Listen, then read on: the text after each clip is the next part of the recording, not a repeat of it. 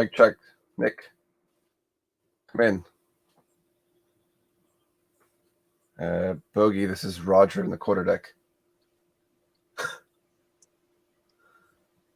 Bogey on your 6. I'm going to cause Nick some PTSD here.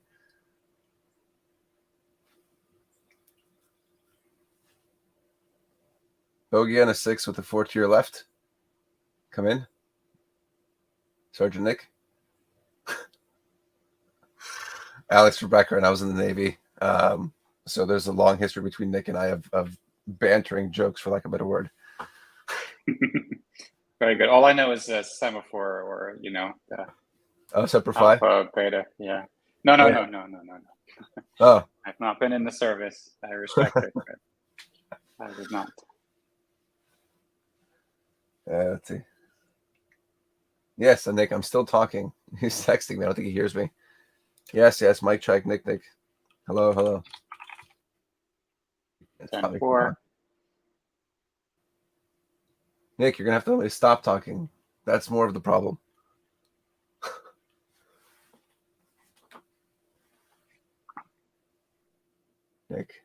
Nick. Come in the room. He's messaging me on Telegram to keep talking, so that's why, Alex. Sorry.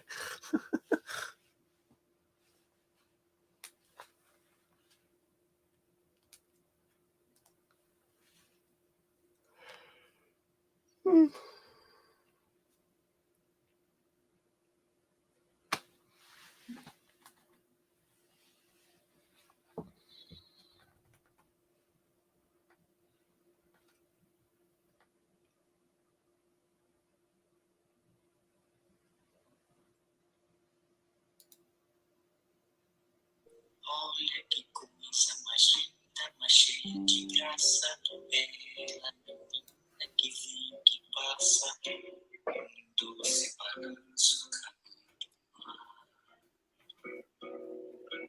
moça do corpo dourado do sol de Ipanema, seu balançado So we could get some hold music going. é a coisa mais linda que eu já vi passar. I wonder if that's Nick. That's a nod to Full Metal Jacket. That's me. Oh, it's your music. Okay. Thank you.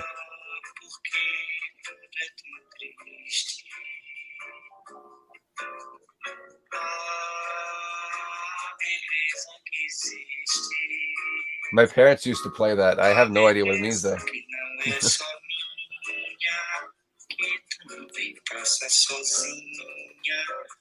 I think, Alex, do you know what it is? Are you speak French? I believe this is Portuguese. It's a Portuguese. Brazilian artist, Anton Carlos Jobim. This is the girl from Ipanema. Okay. So the chorus is in English.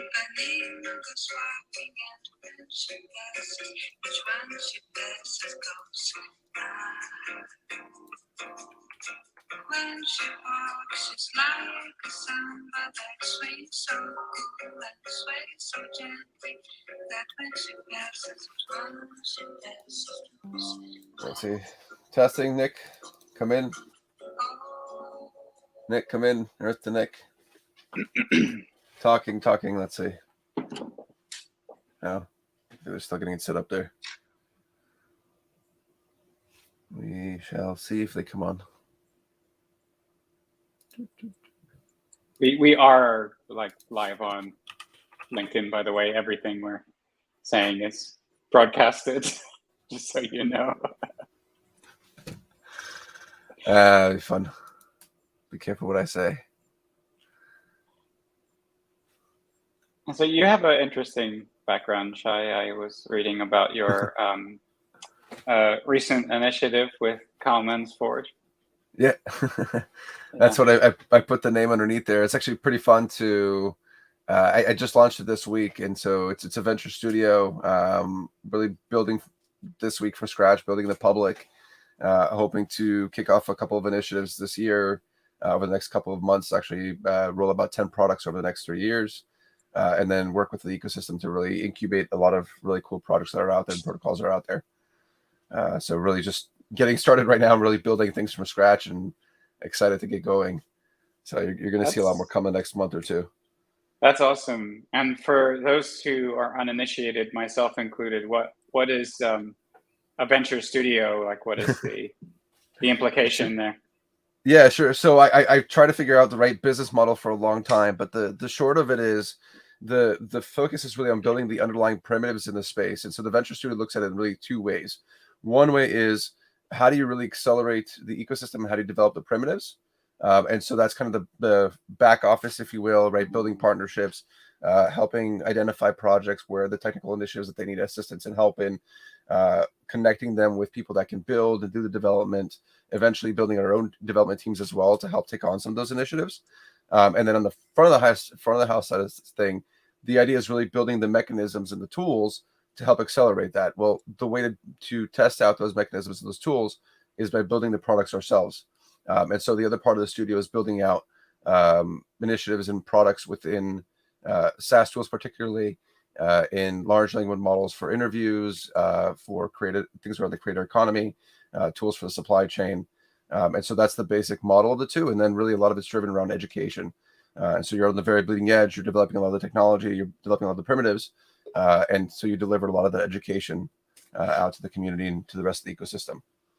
So that's a quick overview as we're still putting things together.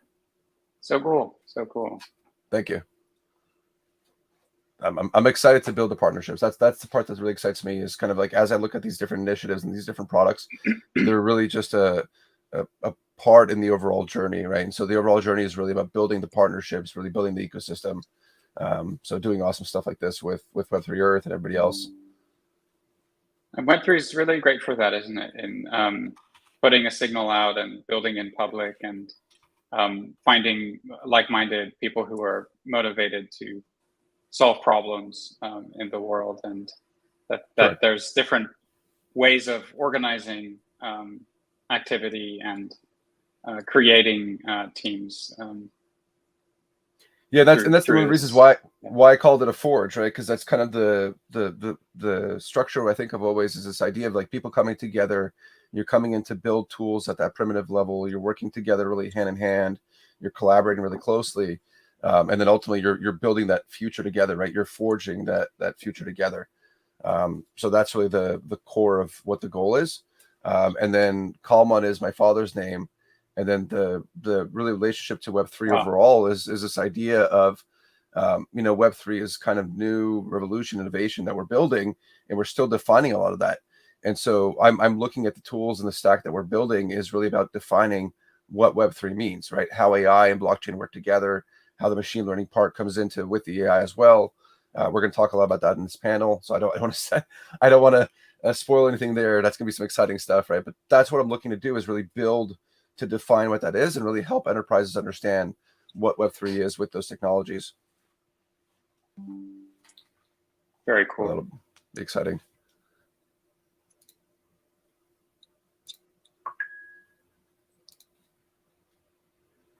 Let's see. How about you, Alex? I am decidedly less technical, but I come to Web3. We cannot hear you, Nick. What's the coming up from the not technical side? What's the part that brought you in? So I would say that what initially brought me into work with blockchain and AI was actually my interest in mental health, and I decided to go back to school in my 20s to study something called music therapy, which combined two kind of core interests that I had, which were music and mental health, and technology. I've always been interested in technology. And when I say I'm not overtly technical, I just, usually spend time on the user side, the marketing side, researching different use cases for technologies that could solve complex health issues. So that a lot of my work has actually been in applying generative media and other machine learning technologies to healthcare problems and more recently, cybersecurity issues, different initiatives for charities. So chiefly, I would say my experience over the past 7 to 8 years has been as a product manager to help coordinate teams Alex, can you hear around me? solutions. Yes, we Yeah. can hear you. Oh, wonderful. All right.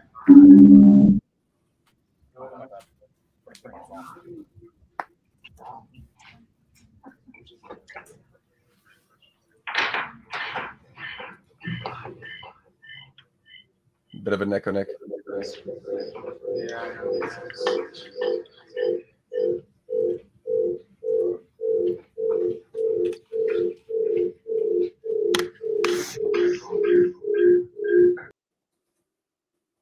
Oh my. That was mighty interesting. Can you hear me? Yeah. We're good. Echo? No. The audio from the TV is feeding back into the microphone. Yeah, I know.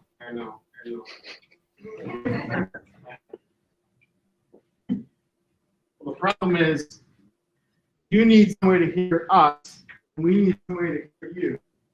You scaring me? Yeah. Can you talk quick? Yeah. Hey, Nick. Nice to meet everybody in the room. My name is Shai.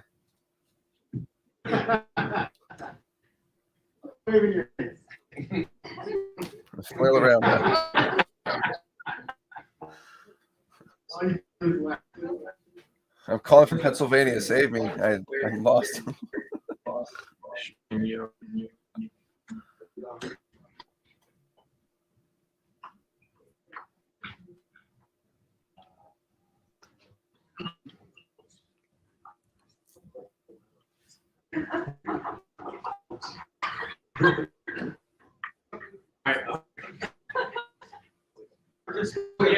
Huh? You can talk to me, I guess. You guys try to talk again. You guys talk again. All right. Guys, we're gonna do a Google Meet so we can end the live stream. Okay. I'll text you the link.